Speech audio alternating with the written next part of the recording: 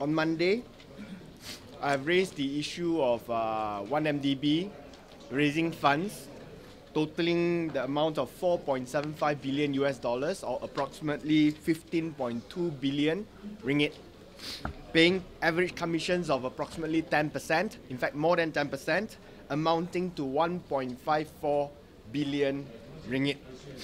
And in the document, this is written as certain commissions, fees, and expenses.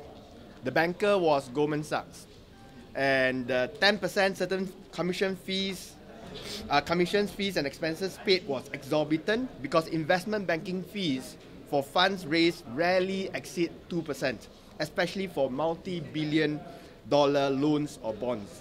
Okay, I've given examples last week. I won't repeat them. Tenaga Nasional, Penerbangan Malaysia Berhad, and many other companies and governments raise funds for less than 2% in terms of fees and expenses. So my question on Monday was, who were these commissions paid to?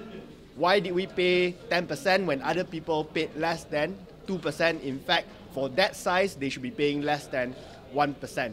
Now, yesterday, on the front page of Financial Daily, Goldman says no payment to third parties. Okay, so they denied that any payment was made to third parties. They also said that, let me just use their words and not end up twisting them. Okay, The Age Financial Daily carried on the front page titled, Goldman says no payment to third parties.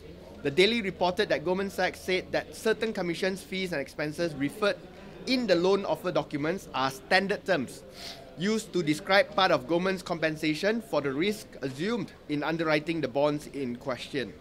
The head of corporate communications for the investment bank in Asia Pacific, Edward Naylor, also said other than legal and accounting firms providing professional services, no fees or commissions were paid by 1MDB or Goldman Sachs to external parties in connection with these transactions, nor have we ever been asked by 1MDB or others to pay such fees or commissions.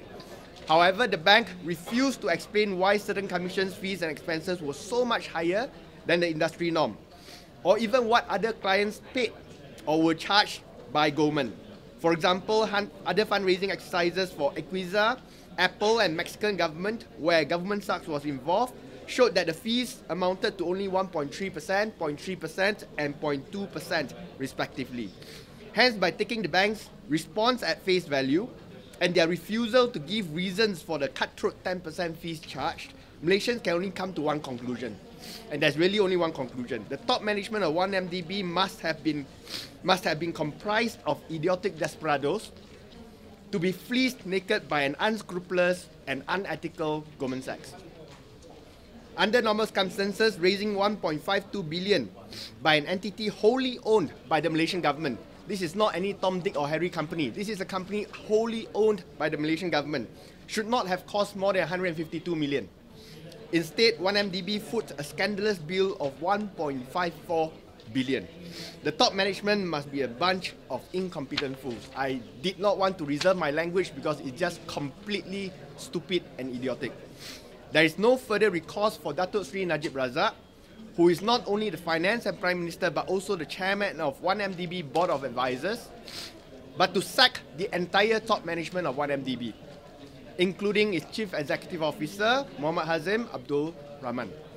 In fact, the entire Board of Directors of 1MDB must be taken to task for failing its fiduciary duties to ensure that the management performs its task in a responsible and accountable manner for the shareholder, which is the Malaysian government. The chairman of the board, Tan Sri Lodin Wok Kamaruddin, who is also the chief executive of the Armed Forces Fund, LTAT, must account for why 1MDB board has been negligent to check on such incompetence and idiocy. Okay?